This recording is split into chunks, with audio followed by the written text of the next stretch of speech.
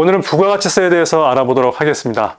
부가가치세는 면세사업자를 제외한 모든 사업자가 신고, 납부하셔야 되는데요.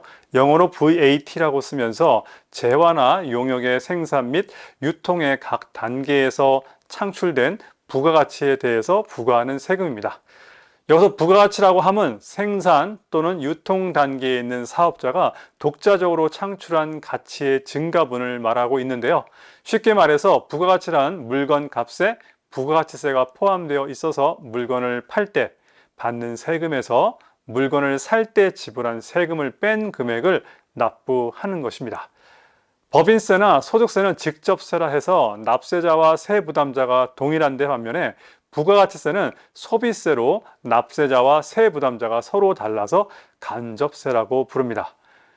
부가가치세는 사업자가 제품 등을 판매할 때 소비자로부터 공급가액의 10%를 단일세율로 적용한 부가가치세를 징수해서 임시 보관하고 있다가 국세청에 납부하는 세금으로 사업자를 대상으로 하고 있습니다.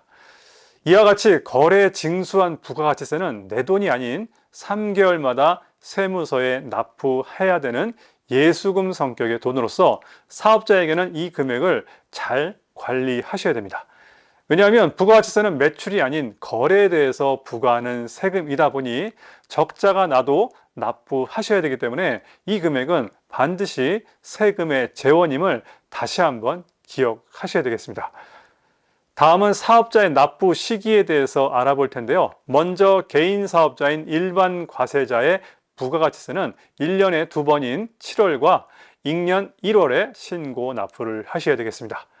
보시는 것처럼 크게 1기와 2기로 구분을 하는데요. 1월부터 6월까지 실적에 대해서 7월 중 25일까지 또 7월부터 12월까지 실적에 대해서는 다음해 1월 중 25일까지 확정 신고 납부를 하셔야 됩니다. 여기서 고지세액이 30만 원 미만인 사업자는 예정 고지가 생략되므로 신고를 할 필요가 없어서 납부만 하시면 되겠습니다. 다음 법인 사업자는 개인 사업자는 달리 1년에 4번 신고 납부를 하게 되는데요. 보시는 것처럼 크게 1기와 2기의 기간으로 구분되는 건 개인 사업자와 동일하지만 법인 사업자는 1기와 2기의 기간 안에서도 예정과 확정 신고 기간을 구분하고 있다는 것 기억하시면 좋겠습니다. 부가가치세를 절세하기 위해서는 부가가치세의 계산 구조를 먼저 이해하시고 매입세 공제 항목과 경감 공제 세액 항목을 제대로 활용하셔야 되겠습니다. 일반 과세자의 부가가치세 계산 구조는 다음과 같습니다.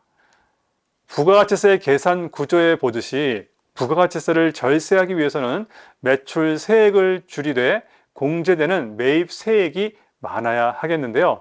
사실 매출 세액을 줄인다는 것은 신용카드 전자세금 계산서 등으로 거의 노출이 되고 있어서 현실적으로 줄이거나 누락할 수 없기 때문에 결국 매입 세액이 많아야 되겠는데요. 사업상 매입에 대한 세금 계산서를 철저히 수령하셔서 공제받을 매입 세액이 누락되지 않도록 신경을 더욱 쓰셔야 될 것입니다. 또한 공제되지 않는 매입 세액 공제에 대해서도 반드시 알고 계셔야 되겠는데요. 먼저 사업과 무관한 금액은 당연히 제외되겠죠. 또 대표적으로 몇 가지만 말씀을 드리면 첫째로 인건비가 있겠습니다.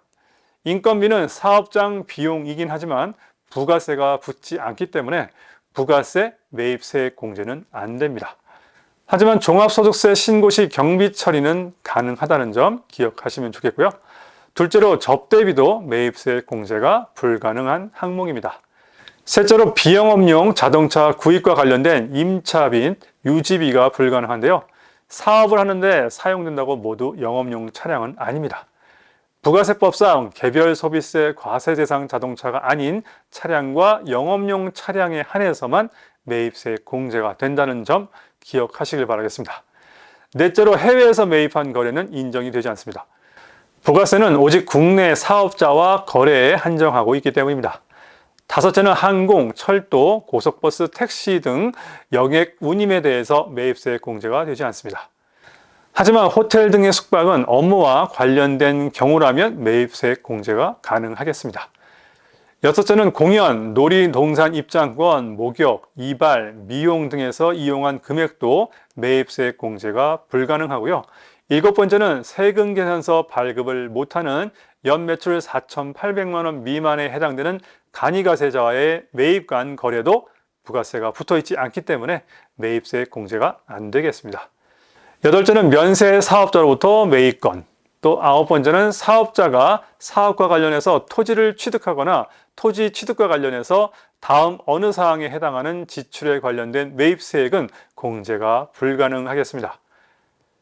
열 번째는 적격 증빙이 아닌 매입 금액으로, 여기서 적격 증빙이란 세금 계산서, 현금 영수증, 신용카드, 직불카드, 체크카드 등 매출 전표가 없거나 있어도 합계 금액이 안 맞거나 세금 계산서상 필수 내용이 없는 경우 적격 증빙이 안 돼서 매입세 공제는 불가능하겠습니다.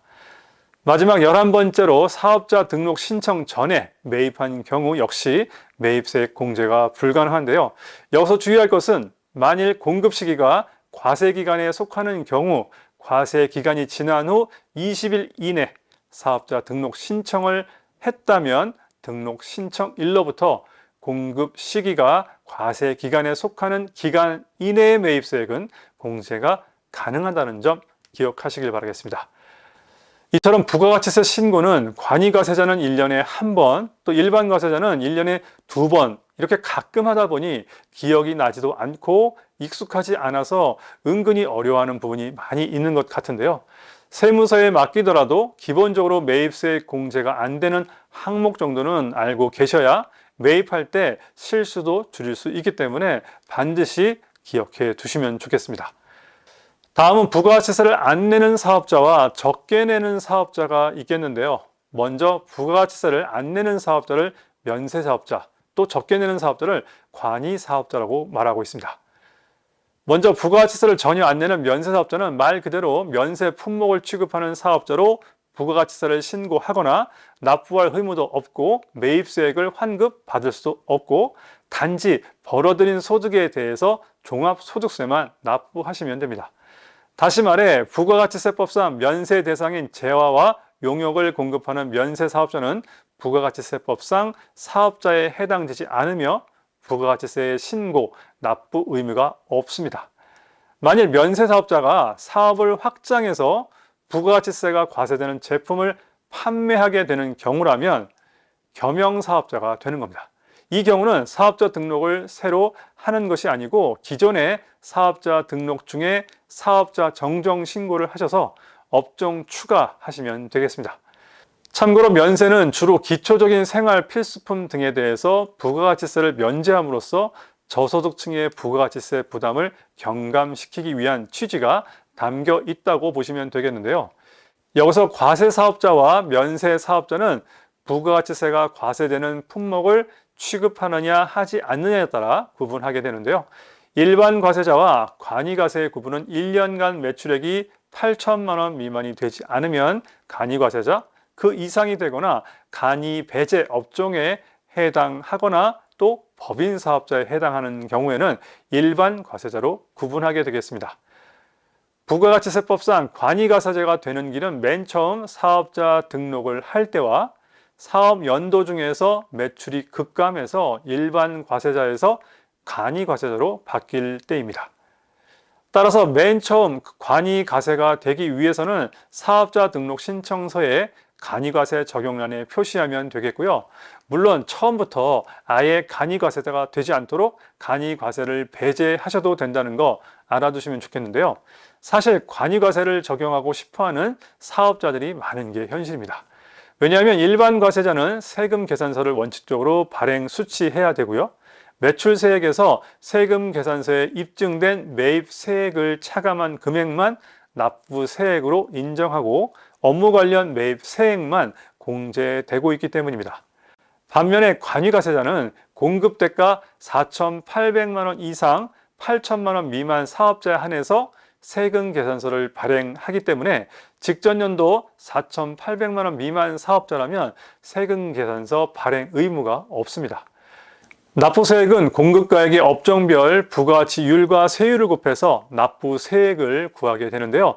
세금계산서 매입세액의 업종별 부가가치율을 곱한 금액을 공제하므로 세금계산서에 의한 매입세액은 전액이 아닌 일부만 공제된다고 보시면 되겠습니다. 또한 10%의 부가가치세율에 부담하는 일반 과세자와는 달리 간이과세자는 1.5에서 4%의 세율이 적용돼서 납세 의무 부담의 강도는 일반 과세자보다 훨씬 적다고 보시면 되겠는데요.